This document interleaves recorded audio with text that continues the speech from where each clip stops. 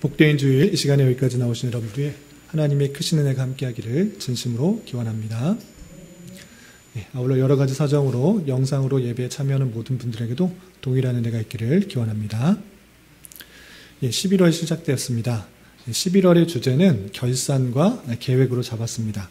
한 해를 되돌아보면서 교회에서 잘한 것들이 무엇인지, 또 예산은 어떻게 집행됐는지 좀 살펴보면서 잘한 것들은 더 잘할 수 있도록 또 계획하고, 또 부족한 것, 보완할 것들이 무엇인지를 살펴보면서 내년에는 더 나은 교회를 이루어갈 수 있도록 계획하는 그런 달이기 때문에 결산과 계획이라고 잡았습니다.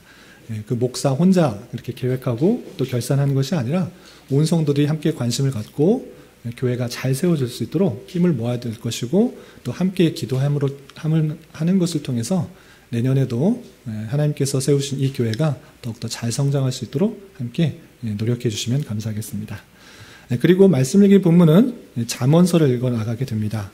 잠언서 많이 읽으셔서 또 좋아하시는 분도 있고 익숙하신 분도 있지만 처음 접하시는 분도 있어서 잠언에 대해 간단하게 개요를 살펴보고 오늘 말씀 읽기 본문인 7장의 내용을 함께 살펴보도록 하겠습니다. 잠언의 기록자가 누구인가 라고 할 때 잠언이 총 31장까지 되어 있는데 대부분은 솔로몬의 기록을 하고 이렇게 할 수 있습니다. 1장부터 29장까지 솔로몬의 잠언이라 이런 표현들이 계속적으로 나오는 것입니다.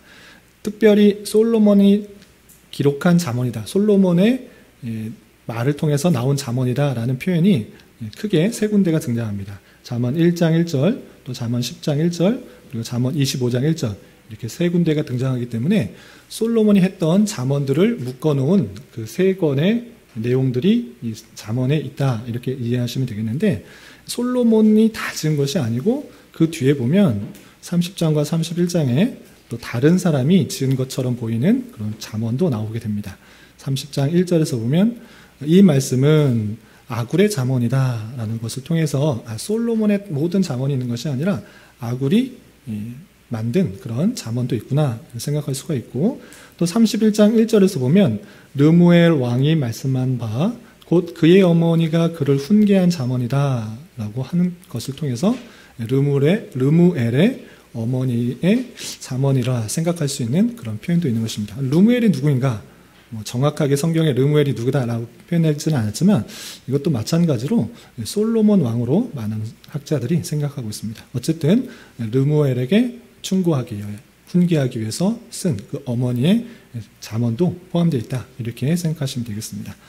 그렇기 때문에 솔로몬의 시대 때 기록한 여러 가지 내용들이, 솔로몬이 했던 잠언들이 기록된 때부터 거기서만 그치는 것이 아니라 그 한참 후에인 히스기야 시대 때 다시 솔로몬의 잠언들을 묶어서 그 지금 오늘날에 전해지는 잠언에 포함됐다, 이렇게 생각할 수 있습니다. 왜냐하면 잠언 25장 1절에 이것도 솔로몬의 잠언인데 언제 편집했느냐, 언제 다시 묶어놨느냐라고 할 때 유다왕 히스기야의 신하들이 편집했다라는 것을 통해서 세 번째 잠언인 세 번째 솔로몬의 잠언의 묶음은 그때 당시에 묶은 것이 아니라 한참 뒤인 히스기야 시대 때 다시 솔로몬의 잠언들을 묶어서 이렇게 편집해서 오늘날의 잠언으로 넣었다, 이렇게 이해하시면 되겠습니다. 그래서 잠언이 오늘날의 틀을 갖춘 것은 히스기야 시대 때 정도로 이렇게 이해하시면 되겠습니다. 그래서 약 BC 970년 솔로몬 때부터 히스기야 시대 700년까지 그때까지 정리되었다, 이렇게 이해하시면 되겠습니다. 그리고 잠언이 무엇인가, 잠언의 뜻이 무엇인가, 잠언인에 처음 들으신 분은 이게 무슨 뜻인가 라고 할 수 있는데, 이것의 뜻은 올바른 삶에 관한 지혜가 담긴 격언, 경구라는 뜻입니다. 그러면 이 잠언서를 이렇게 좋은 경구 또 격언들을 묶어놓은 이유가 무엇인가 라고 할 땐 참된 지혜의 길을 깨우쳐 여호와 신앙의 바른 삶을 살아갈 수 있도록 이렇게 지혜에 담긴 격언과 경구들을 모아놨다, 이렇게 이해하시면 되겠습니다. 더 설명한 것들이 많지만 이 정도만 잠언의 뜻이 무엇이고 누가 지은 것인가 머릿속에 염두에 두시고 잠언을 쭉 읽어나가시면 좋을 것 같습니다. 다시 본문으로 들어와서 잠언 7장에서는 특별히 지키며 간직해야 될 것이 무엇인가, 이것을 강조하고 있는데 그 내용이 무엇인지 좀 내용을 한 절 한 절 읽어가면서 살펴보도록 하겠습니다. 우선 1절부터 5절까지는 지혜를 지켜라, 지혜를 간직해라, 이런 표현들이 있는데 누구에게 이 말을 하고 있는가? 1절에 이렇게 표현되어 있습니다. 7장 1절 함께 읽어보도록 하겠습니다. 시작. 내 아들아, 내 말을 지키며 내 계명을 간직하라. 누구에게 지금 하고 있는가라고 할 때 내 아들, 내 아들에게 이 말을 하고 있는 것입니다. 그럼 이 아들이 누구인가? 아까 이 기록한 사람이 솔로몬이었다고 그랬습니다. 당연히 솔로몬이 내 아들아 라고 말했기 때문에 솔로몬의 아들인 르호보암이 1차 대상이 됩니다. 그런데 그럼 르호보암에게만 해당되는 말인가? 그런 것이 아니라 자기의 사랑하는 그 아들에게 꼭 전달해주고 싶은 그 말, 그 지혜의 말을 전달해 주는 것이기 때문에 더 확대해서 사랑을 받는 하나님의 자녀들에게까지 확대할 수가 있는 것입니다. 그러니까 오늘날 우리가 하나님의 자녀라고 할 때 하나님의 자녀로서 마땅히 이런 것들을 들어야 된다라고 적용할 수가 있는 것입니다. 그러면 그 아들에게 무엇을 말하는가, 무엇을 권면하고 명령하는가?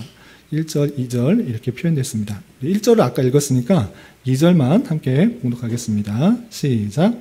내 계명을 지켜 살며 내 법을 내 눈동자처럼 지키라. 1절 후반절에서는 내 말을 지키라. 내 계명을 간직하라. 또 2절에서 내 계명을 지켜 살아라. 또 내 법을 내 눈동자처럼 지키라 라고 표현하고 있습니다. 내 말도 나오고 내 계명도 나오고 내 법도 나오는데 이것이 서로 다른 게 아니라 같은 것을 다양하게 표현하고 있는 것입니다. 그러니까 내가 말하고 있는 것, 내가 정말 강조하고 싶은 이 진리의 내용들, 이것을 잘 지키고 잘 간직하고 이것을 잘 지켜 살아야 된다. 그리고 어떻게 지켜야 되는가라고 할 때 눈동자처럼 지켜라 라고까지 예를 들고 있습니다. 눈동자, 여러분들 눈동자 어떻게 지키는지 알죠? 눈동자가 중요하기 때문에 이 눈꺼풀이 상당히 민감하게 지키고 있는 것입니다. 어떤 것을 갖고 할 때 눈이 저절로 깜빡여요.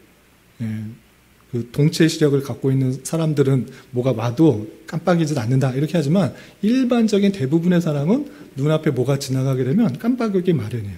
그만큼 잘 지키고 보호하고 하는 것이 눈동자 같이 지키는 것입니다. 마치 그러한 것처럼 잘 지키고 보호하라 라고 권면하고 계속 반복해서 강조하고 있는 것입니다. 그리고 실제적으로 잘 지키고 간직하기 위해서 어떤 방식을 이용해야 되는가? 3절, 4절에 그 방법까지 친절하게 알려주고 있습니다. 3절, 4절 말씀도 계속해서 읽어보겠습니다. 시작. 이것을 내 손가락에 매며 이것을 내 마음판에 새기라. 지혜에게 너는 내 누이라 하며 명철에게 너는 내 친족이라 하라. 가르쳐 주었던 명령, 계명, 법 그것들이 있는데 정말 가르쳐 준 참된 진리 그 내용들이 있는데 그것을 지키기 위해서 어떻게 해야 되느냐 그 방법을 이렇게 알려준 것입니다. 손가락, 우리가 손가락을 늘 가까이 하고 손가락이 없는 불편할 듯이 그 손가락에 자주 보일 수 있도록 그 법을 매라, 그 계명을 매라. 그리고 내 마음판에 완전히 새겨라. 그것이 떠나지 않도록 또 가까이 할 수 있도록 그렇게 새겨라라고 강조하고 있는 것입니다. 또 지혜, 명철을 아주 가까이 하는 그런 표현으로 인해서 지혜를 내 누이라, 내 여자 동생이다, 이런 여자 누이다 이렇게 표현하고 또 명철에게 가까운 친족이다라고 말할 정도로 아주 가까이 대하는 그 모습을 보여라 이렇게 표현하고 있는 것입니다. 실천적인 방법까지 알려주면서 내가 알려주는 그 내용들을 잘 지켜 간직하고 또 가까이 대할 것을 표현하고 있는 것입니다. 그렇게 되면 어떻게 되는가? 그렇게 잘 지켜 보호하고 실천적으로 가까이 대하면 어떻게 되는가? 5절에 이렇게 표현하고 있습니다. 5절 말씀 함께 봉독하겠습니다. 시작. 그리하면 이것이 너를 지켜서 음녀에게 말로 후리는 이방 여인에게 빠지지 않게 하리라. 그렇게 잘하면 어떤 결과가 이루어지는가? 그 지키면 무슨 유익이 있는가? 그 얘기를 하는데 대표적으로 음녀에게 빠지지 않게 된다. 이방 여인, 말로 후리는 이방 여인들이 있는데 그런 유혹에 빠지지 않게 될 수 있다라고 표현하고 있는 것입니다. 그래서 지혜를 잘 지키고 보호하면 말로 후리는 이방 여인, 음녀의 그 죄악 가운데 빠지지 않게 될 수 있다라고 표현하고 있는 것입니다. 그리고 6절부터 23절까지 그렇게 빠지게 되는 지혜롭게 행하지 않고 지혜 없이 행하는 어리석은 젊은이의 그 한 사람의 예를 들면서 그 잘못된 예가 있으니 너는 그렇게 하지 말고 더욱더 마음을 지키고 간직하고 지켜 보아라 라고 이렇게 표현하고 있습니다.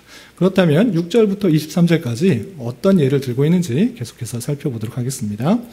우선 6절, 7절 솔로몬이 어떤 일을 겪었는지 한번 읽어보겠습니다. 시작.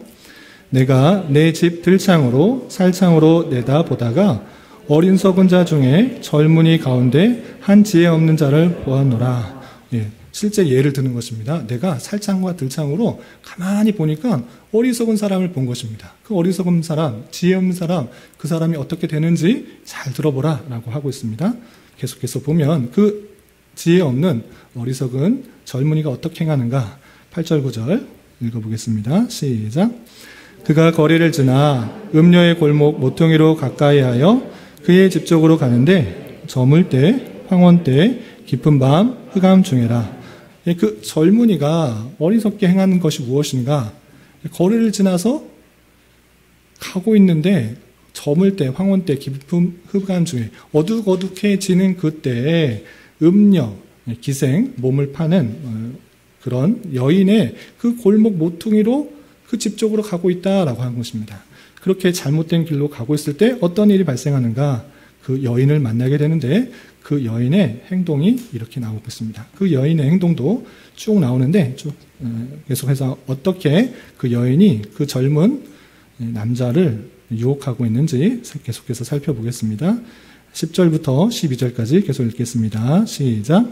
그때 기생의 옷을 입은 간교한 여인이 그를 맞으니 이 여인은 떠들며 완악하며 그의 발이 집에 머물지 아니하며 어떤 때에는 거리, 어떤 때에는 광장 또 모퉁이마다 서서 사람을 기다리는 자라. 어둑어둑해질 때 그 기생의 집에 기생에 있는 그런 집으로 가게 되었고 마침 만난 사람이 그런 사람을 만난 것입니다. 기생의 옷을 입은 간교한 여인이 그를 만나게 된 것입니다. 그 여인은 어떤 사람인가? 완악하여서 집에 한 곳에 머물지 않고 이쪽 저쪽 떠돌아다니는 그런 사람입니다. 어떤 때는 거리에 있고 어떤 때는 광장에 있고 어떤 때는 모퉁이에 서서 사람을 기다리면서 만나고 유혹하는 그런 사람이라는 것입니다. 그럼 그 사람을 만나서 어떻게 여인이 계속 유혹하는가? 첫 번째는 거짓말을 하면서 그 젊은이의 계속 유혹을 하는 모습입니다. 13절부터 15절까지 계속 읽겠습니다. 시작. 그 여인이 그를 붙잡고 그에게 입맞추며 부끄러움을 모르는 얼굴로 그에게 말하되 내가 화목제를 드려 서운한 것을 오늘 갚았노라. 이러므로 내가 너를 맞으려고 나와 내 얼굴을 찾다가 너를 만났도다. 그 여인이 이제 거짓말하는 것입니다. 내가 화목제를 드리고 하나님 앞에 화목제를 드려서 내 잘못된 거 다 회개했다. 그리고 내가 하나님께 약속했던 거 다 갚았다. 그런데 만난 사람이 누군가? 너다. 아, 이렇게 모두 한 것이 너를 만나려고 한 것이구나 라고 말한 것입니다. 실제 그런 것이 아니라 거짓말로 그 사람에게 말하고 있는 것입니다. 너를 만나기 위해서 내 모든 죄가 회개했고 또 하나님의 약속을 다 갚았는데 너를 만나기 위함이구나 라고 거짓말로 유혹을 하는 것입니다. 또한 그 여인은 여러 가지 고운 말로 그 지혜 없는 젊은이를 유혹하는 모습을 보였습니다. 16절부터 21절까지 계속해서 읽어보겠습니다. 시작. 내 침상에는 요와 애굽의 문이 있는 이불을 폈고 모략과 침향과 계피를 뿌렸노라.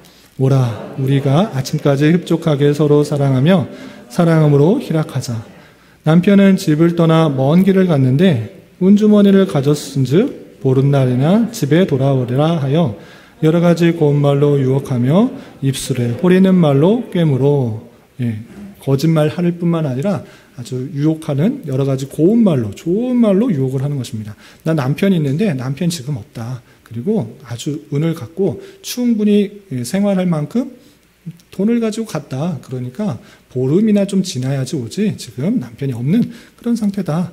그리고 내 침대에는 아주 좋은 이불과 좋은 요가 있고 향기 나는 것들이 가득하다라고 하면서 그 젊은이를 유혹하고 있는 것입니다.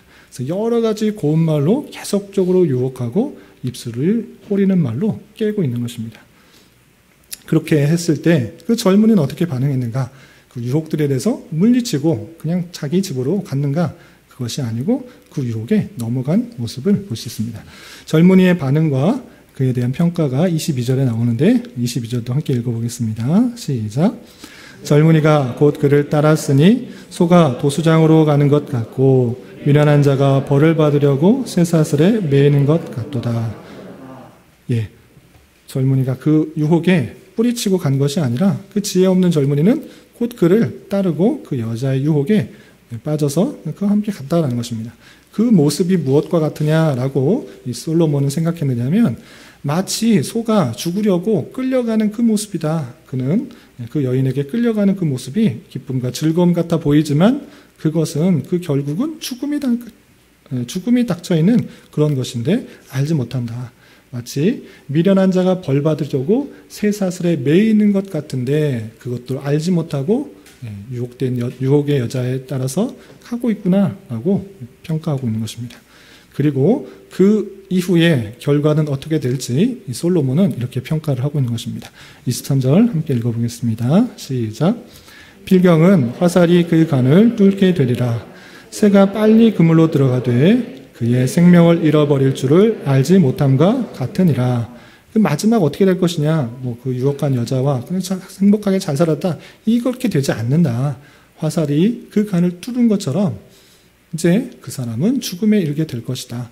마치 새가 어떤 먹이를 먹으려고 빨리 그곳에 가지만 그 그물로 덮여져서 이제 곧 죽게 될 것을 알지 못하고 그렇게 되는 것과 같이 그 결과는 죽음이 이르게 될 것이다. 멸망이 이르게 될 것이다. 라고 표현하고 있는 것입니다. 그래서 이 예를 들어주고 다시 한번 솔로몬은 아들에게 정말 주의하고 또 주의하라 라고 다시 한번 권면하고 경고하면서 이 7장이 마쳐지고 있습니다. 24절, 25절 어떻게 다시 경고하고 있는지 24절, 25절 말씀을 함께 봉독하겠습니다. 시작. 이제 내 아들들아 내 말을 듣고 내 입의 말에 주의하라. 내 마음이 음녀의 길로 치우치지 말며 그 길에 미혹되지 말지어다. 다시 한번 강조하고 있습니다. 말 듣고 정말 주의해라. 음녀의 길로 치우치지 말고 미혹되지 말라라고 다시 한번 권면하고 경고하고 있습니다. 왜냐하면 26절에 이렇게 표현하기 때문입니다. 26절도 계속해서 읽어보겠습니다. 시작. 대저 그가 많은 사람을 상하여 엎드려지게 하였나니 그에게 죽은 자가 허다하니라. 그 이유는 미혹함으로 죽은 자가 허다하다. 그렇게 유혹되고 미혹되면 많은 사람들이 상에 엎드려진 것처럼 이렇게 결국은 망하게 된다. 죽게 된다. 허다한 사람들이 죽었다. 그러니 그 유혹에 빠지지 않도록 더욱더 주의해라. 말을 지키고 간직하고 또 손에 메고 마음의 방판에 새기고 그렇게 유혹에 넘어가지 않도록 강조하고 있는 것입니다. 그리고 마지막으로 그의 유혹되었을 때 어떻게 결과가 나는지 27절에 이렇게 표현하고 마치고 있습니다. 27절도 마지막으로 함께 읽어보겠습니다. 시작. 그의 집은 스올의 길이라 사망의 방으로 내려가느니라. 스올의 길, 지옥의 길, 사망의 방, 죽음에 이르게 된다.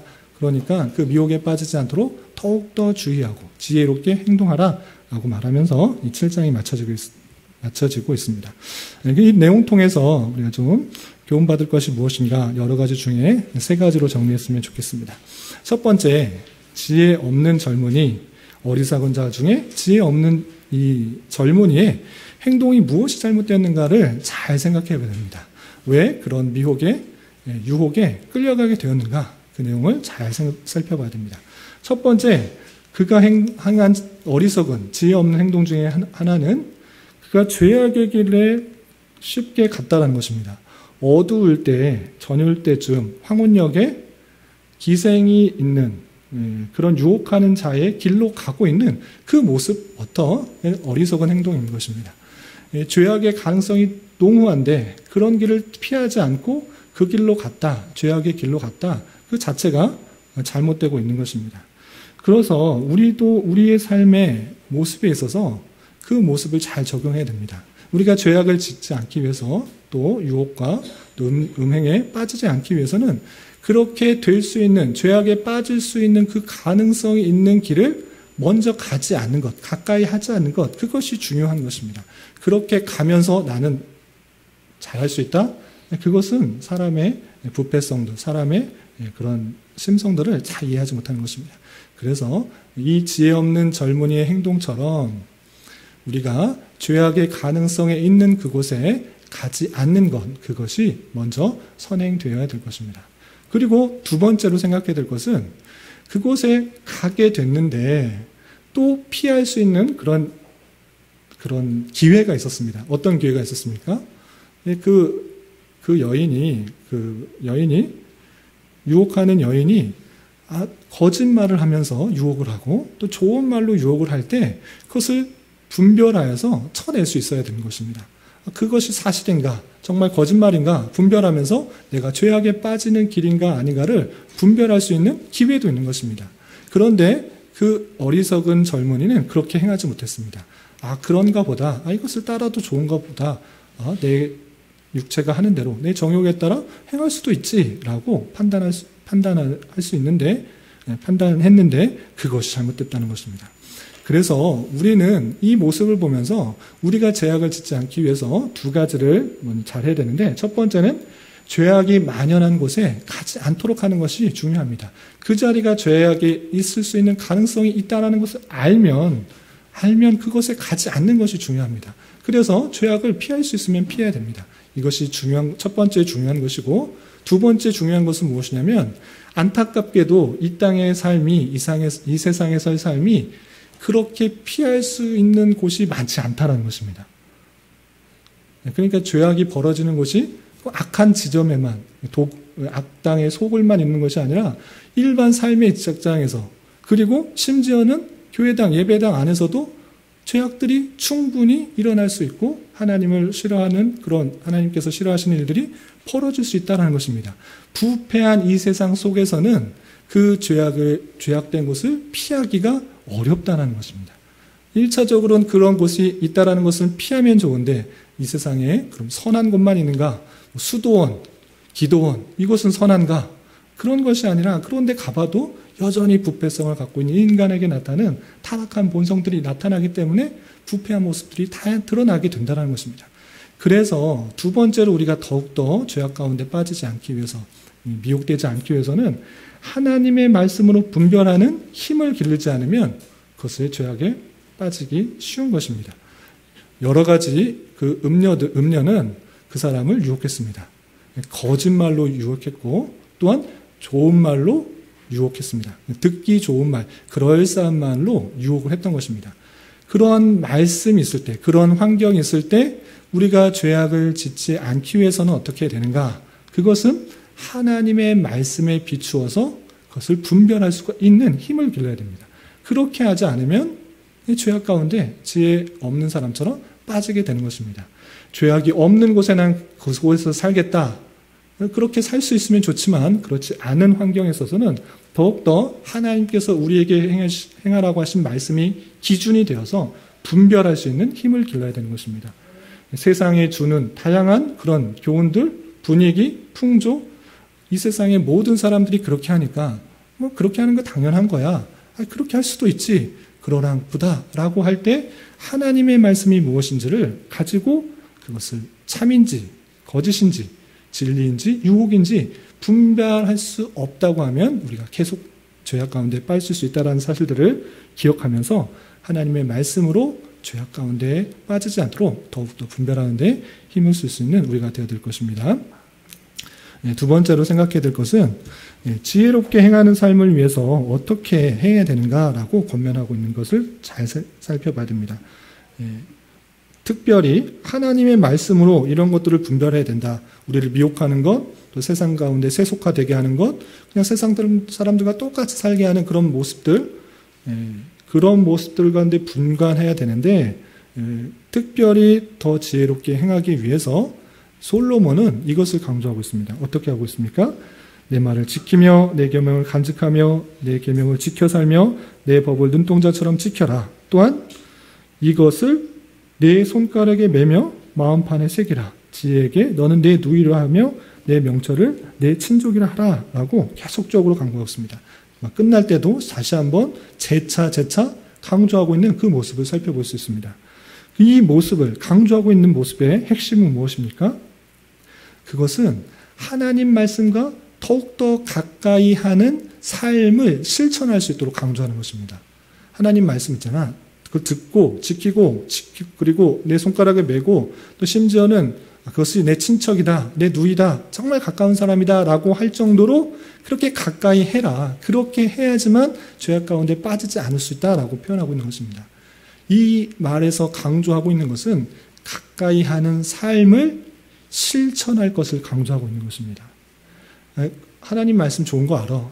부모님 말씀 좋은 거 알아. 그 말씀을 좋은 거 아는데 그 아는 것에서 그치는 것이 아니라 그 아는 것이 실제 삶으로 엮여질 수 있도록 실제 삶으로 드러날 수 있도록 그렇게 행하라고 계속적으로 강조하고 있는 것입니다.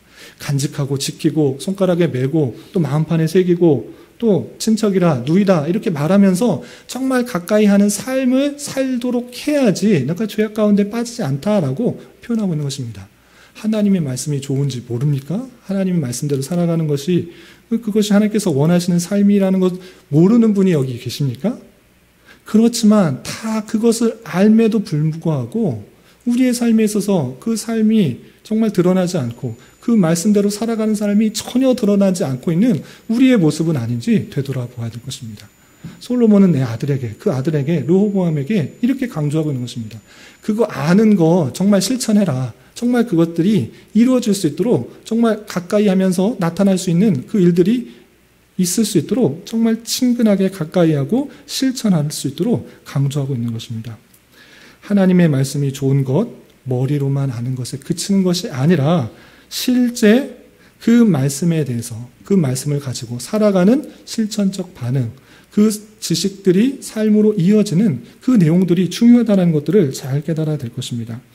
하나님의 말씀에 대한 막연한 논리체계로만 이해하는 것이 아니라 제가 성경을 읽을 때 어떤 틀을 가지고 거기다 넣고 계속적으로 배우시라, 외우시라 이렇게 했는데 그런 것 많이 아는 것 물론 중요합니다. 그것이 필요한 것입니다. 성경을 바르게 알고 뼈대 있게 또 그 진리의 내용을 아는 것이 중요합니다.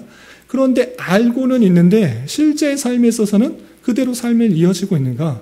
그것이 정말 삶으로 나타나고 있는가? 그것을 되돌아봐야 될 것입니다. 그 말씀으로 이어질 수 있도록 아는 것이 실제 삶으로 드러날 수 있도록 하는 것이 하나님께서 원하시는 것이고 참남은 우리 지혜로운 삶이라는 사실들을 잊지 말아야 될 것입니다. 구체적인 우리의 삶으로 하나님의 말씀이 드러날 수 있도록 다 같이 노력해야 될 것입니다. 다시 한번 말씀드리지만 교회는 그리스도의 몸입니다. 그게 무슨 뜻이냐? 물론 유기적인 관계를 뜻하는 것입니다. 하나님과 우리가 연합되었고 그리스도와 우리 교회가 연합되었다는 그 유기적인 표현을 말하는 것도 마찬가지입니다. 그런데 그 뜻 안에는 주님의 그 말씀, 주님께서 원하시는 그 뜻, 그것을 실천하는 모습으로 드러나야 된다라는 것도 내포하고 있는 것입니다. 그렇기 때문에 우리가 여러 가지 지식적인 것, 성경의 지식들, 또 중요한 것들을 알고 있다고 하면 아는 것으로만 그치지 않고 실제 깨달은 내용이 삶으로 이어질 수 있도록 다 같이 노력해야 될 것입니다. 정말 나의 삶의 우선순위를 잘 살펴봐야 될 것입니다. 정말 하나님의 말씀을 따라가고 있는 삶이 우선이 되고 있는가?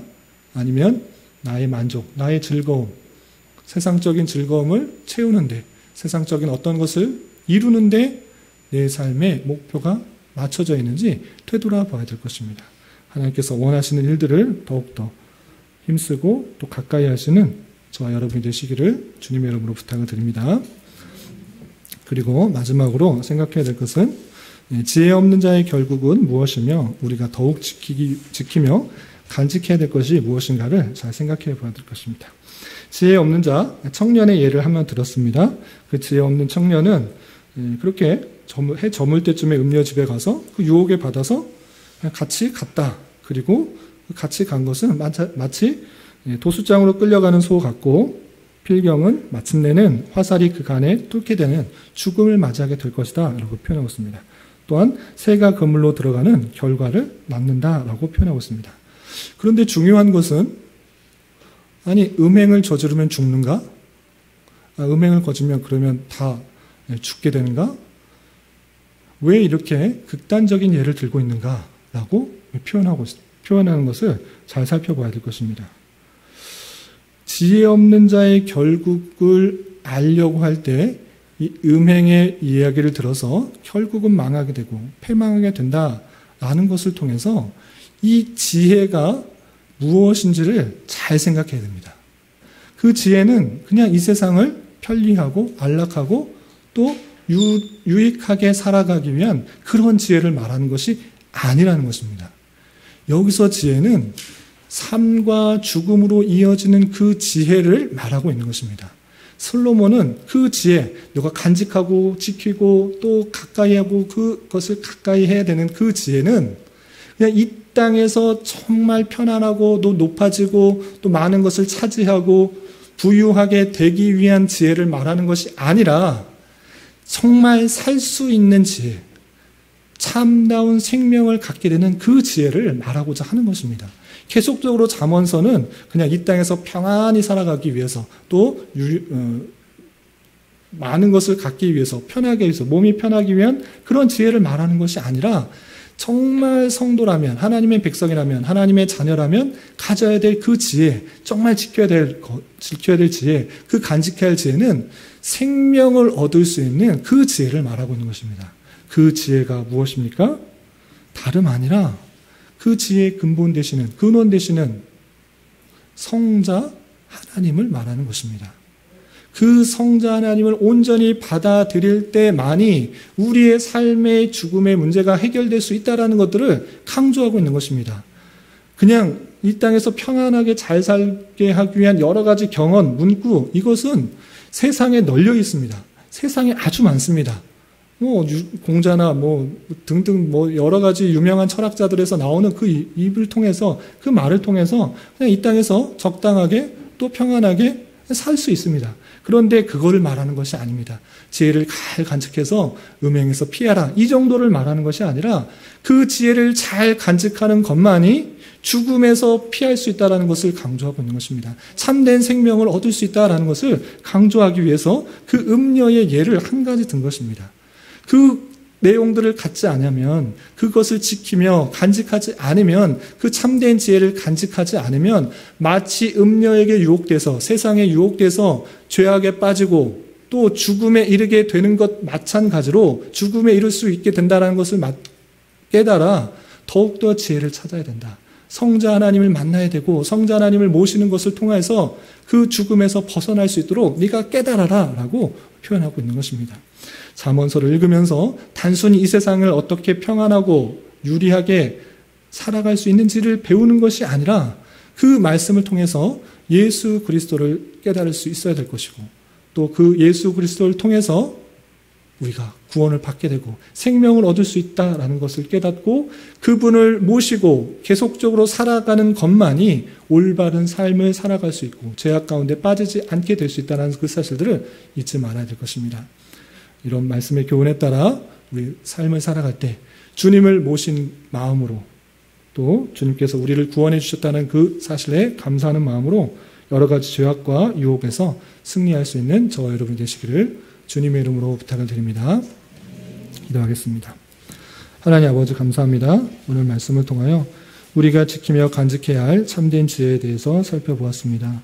하나님의 뜻 가운데 우리를 택하여 주시고 구원해 주실 뿐만 아니라 우리를 바른 길로 인도해 주시는 주님을 온전히 깨닫게 하여 주시고 그분을 더욱더 가까이 하여 여러 가지 죄악 가운데 빠지지 않도록 하여 주시며 하나님의 백성으로서의 삶이 온전하게 드러나게 하여 주시고 그리스도의 몸으로서의 여러 가지 사명들을 잘 감당할 수 있는 자 되게 하여 주시옵소서. 예수님의 이름으로 기도 올리옵나이다. 아멘.